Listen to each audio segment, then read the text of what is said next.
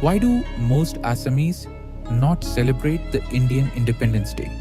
Why does a popular Assamese insurgent group treat India's Independence Day as someone else's festival?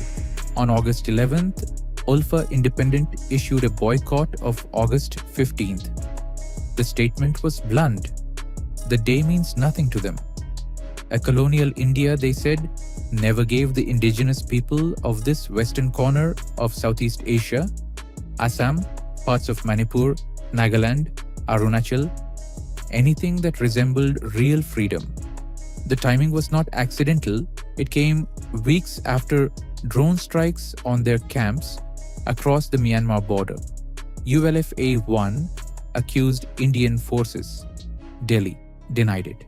The episode simply put a long-running question back on the table.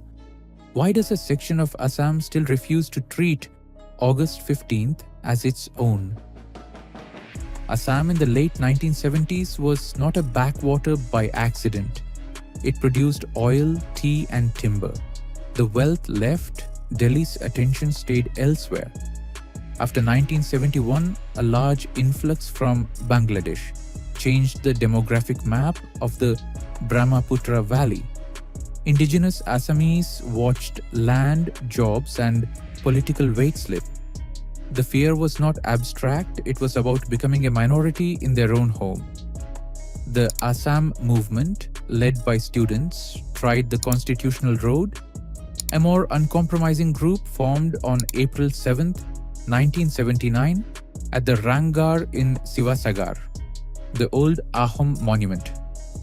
6 young men, including Paresh Barua and Arabinder Rajkova, declared the United Liberation Front of Asom. Their stated goal was a sovereign, socialist Assam. They did not describe themselves as criminals or secessionists in the ordinary sense. They described themselves as a national liberation movement against what they called Indian colonial occupation of a distinct people with their own history, language and political memory. That framing is why Independence Day never belonged to them. 1947, in their telling, was a transfer of power in the Gangetic heartland. The Northeast was simply inherited, its resources extracted, its identity managed from Delhi. AFSPA repeated military operations, and the sense that local consent was never seriously sought only hardened the view. ULFA grew because the grievance was widely shared, especially among Valley youth.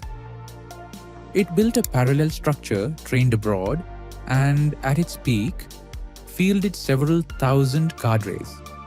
It also committed acts that alienated the very people it claimed to defend, including the 2004 Damaji blast that killed schoolchildren. Those facts cannot be erased. They explain why popular support eventually fractured.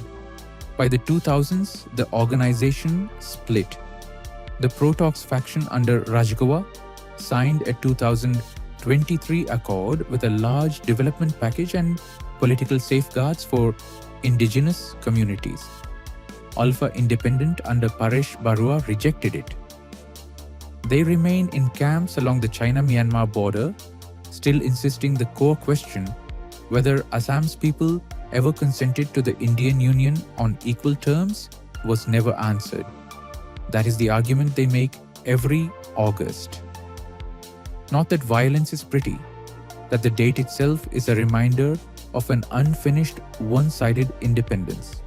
For a people who still measure their politics in terms of land, language, and demographic survival, August 15th can look like a celebration of someone else's victory. The dissent did not begin with drones or boycott statements. It began with the belief that a rich, distinct region was never allowed to decide its own place. Whether that belief justifies armed struggle is a different question.